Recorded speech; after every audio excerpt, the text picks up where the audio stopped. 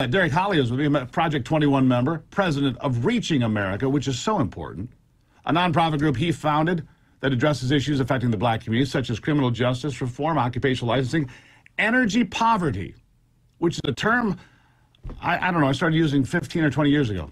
Good to have you back, sir. Thanks for having me back. I appreciate you, Steve. Derrick, it's always good to have you. Reaching America. Not just pandering to America, but actually reaching out and saying, you know, I talked about this in the first hour today. When was the last time Joe Biden went to South Philly or Boston or New York or anywhere for that matter? Honestly, when was the last time he went out and saw the folks and actually said, hey, what's going on? Ever? Probably not. And so one of the things we often talk about is addressing complex social issues that are impacting African-American communities, not based on right or left-wing views, but what makes sense for a more united America. And we are so stuck right now on the idea if it's presented by a Republican, then it's not good for Democrats, and vice versa. And we got to get away from that, Steve. And I point to HR 4266. It was a bill that was presented last year on the House floor by Representative Kevin Hern, and it's called the Energy Poverty Prevention and Accountability Act. And so a great bill, and it basically says all citizens should have equal access to affordable and reliable energy to maintain personal health and economic security. To prevent energy poverty, we need to ensure that all at-risk communities have access to affordable energy. And so the bill goes into a lot of details about that, but again, it got no traction because it was presented by a Republican to a Democratic-controlled House. And so we got to get away from that. If it makes sense for America, we should be able to get this bill passed.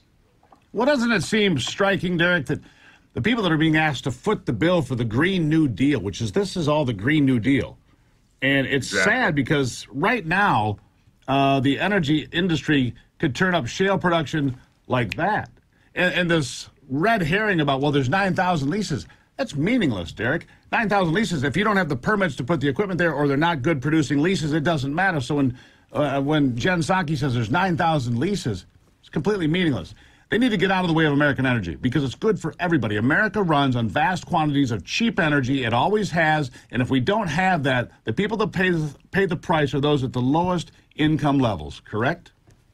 Exactly right, Steve. And in 2019, under the Trump administration, the United States became the #1 exporter of oil and natural gas to the world. And it begs the question I ask all the time, if our natural resources are worthy enough for the rest of the world to use, why is it not good enough for us right here at home? And the Joe Biden, his administration continues to ignore the idea that most people that are struggling right now are Americans in these vulnerable populations, these vulnerable communities, and his policies are impacting them the most right now, negatively impacting them the most.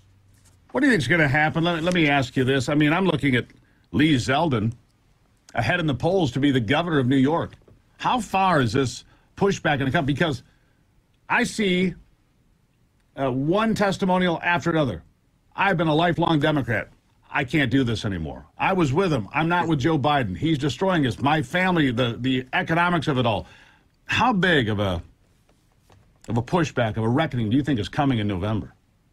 Oh my God, Steve, I talked about it all the time. And so, you know, Obama in his midterms, in his first year, he lost the most seats in 66 of any president in history. I'm anticipating the Democrats to lose over 70 seats in the House come November. And that's the only way we're going to stop this madness and this train wreck that's happening in this country right now is after midterms election. And I'm hopeful that in midterms, when we change the House, take control of the House, that this bill, HR 4266, will be passed. And hopefully nothing like this will ever take place in this country again where people are struggling with energy if we get this bill passed. Well, and it would trigger a lot more activity economically in every part of this country. In every part. And Jen's like, well, those rich oil companies. Really? You put roadblocks in front of these energy companies at every turn. They block them, they hit them, they tax them. They want, windfall profit. Do we get windfall profit taxes on Facebook when they became a $1 trillion corporation? No. Just these dirty little oil companies, right? Give me a break. I mean, that is so infuriating while people are struggling to pay their bills. They've taken responsibility for nothing. At first, it was like this is going to be just it's going to be just a temporary thing, And now, they blamed it on Ukraine. First, they were blaming it on Ukraine a couple of weeks ago. Well, energy prices were going up before a Russian soldier ever stepped foot in Ukraine. And now, this week, 2 weeks later, it's not as much the war or the invasion by Russia on Ukraine. It's the oil and gas companies are now gouging America. And it's just unbelievable how they have failed to take any kind of responsibility from their failed energy policies that's having this impact on America right now. The bottom line is this. We're going to see some things this year. If we don't get our act together and fast, they're going to be worse. The cost of food, up 20%, 21%. With Ukraine not planting, because farmers can't plant when missiles are falling out of the sky, so you're not going to have wheat coming from Ukraine. I don't know what's going to happen to the Russian production. Between those two countries, that's 40% of the world's wheat supply, which means places like Africa and Asia, there could be famine in this world that was avoidable, all because of bad energy policy. That's a fact. We need to get our act together. We have more natural resources in America, whether it's oil, natural gas, timber, farmland, fresh water, which I'm surrounded by here. We've got the natural resources. We have got to stop kneecapping ourselves, right?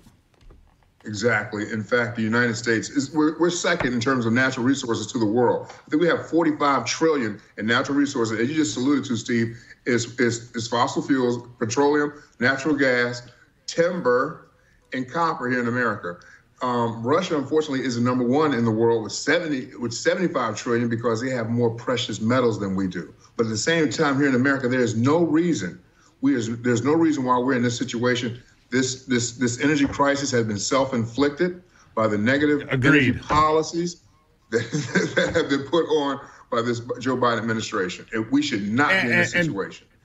And that's why I say the reckoning. I mean, you look at black communities that have voted Democrat all these years. What did they get out of it? Misery, crime, defund the police. Give me a break. They've gotten nothing but the short end of the whole deal. How about try something new? People that like energy will put more law enforcement in your neighborhoods to make them safe, clean up the streets. How about that? I'll give you the last word. Now, I'm just thinking right now is a great time to call Americans back to the values that will unite this country. Energy, jobs, crime prevention, that kind of stuff. So right now, I think we're in a great position for the conservative movement to really make some headway come midterm elections.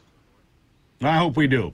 Derrick Hollie, Project 21 and president of Reaching America. Keep reaching, Derrick, because we've got to do this. And I always appreciate you being here. Thanks for having me, Steve. I appreciate you. We'll talk soon. I appreciate you. I do. Project 21, some of the smartest people I talk to on a regular basis, no question.